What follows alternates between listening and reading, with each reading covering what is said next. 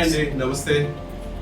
Generally దెబ్బలు తాకితే తెల్లపూత మచ్చలు వస్తాయా, ఏదైనా యాక్సిడెంట్ తర్వాత తెల్లపూత మచ్చలు వస్తాయా, లేక సర్జరీ చేసుకుంటే తెల్లపూత మచ్చలు వస్తాయా, సో అలాగే ఎక్కడైనా మనకు హెయిర్ డై చేసుకుంటే తెల్లపూత వస్తుందా, ఇలా చాలా మంది వాళ్ళలో ఈ డౌట్స్ ఉంటాయి. సో దెబ్బ తాకితే తెల్లపూత రాదు, సర్జరీ చేయించుకుంటే కూడా తెల్లపూత రాదు.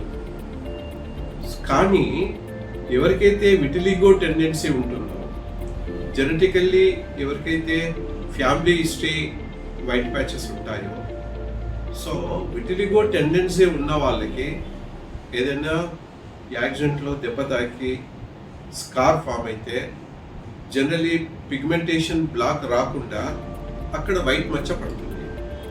ఆ వైట్ మచ్చ కాన్స్టెంట్గా అలాగే ఉండిపోయి ఆ తర్వాత ఒంటి మీద తెల్ల మచ్చలు రావడం అనేది చూస్తుంటాం. దీన్ని కోబ్నెస్ ఫినామినా అంటారు. అంటే దెబ్బ తాకిన ప్రదేశం కానీ, లేక ఆపరేషన్ చేసుకున్న సైట్ కానీ, లేక హెయిర్ డై వల్ల వేసుకున్న రియాక్షన్, దానివల్ల వచ్చిన రియాక్షన్తో కానీ, లేక ఎగ్జిమా వల్ల కూడా, సో అక్కడ గోకడం వల్ల కానీ, ఇది ఒక ప్రిసిపిటేటింగ్ ఫ్యాక్టర్. అంటే విటిలిగో టెండెన్సీ ఉన్న వాళ్ళకి ఈ తెల్లపూత బయటకు వచ్చే అవకాశం ఉంది. దీన్నే కోబ్నెస్ ఫినామినా అంటారు.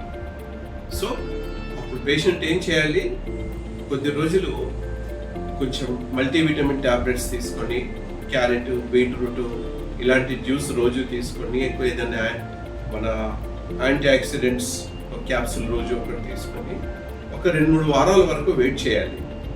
అయినా కానీ ఇంకా కొత్త మచ్చలు, తెల్ల మచ్చలు వస్తుంటే మాత్రం వెంటనే డెర్మటాలజిస్ట్ని కలిసి దానికి సంబంధించిన ట్రీట్మెంట్ స్టార్ట్ చేసుకోవాలి.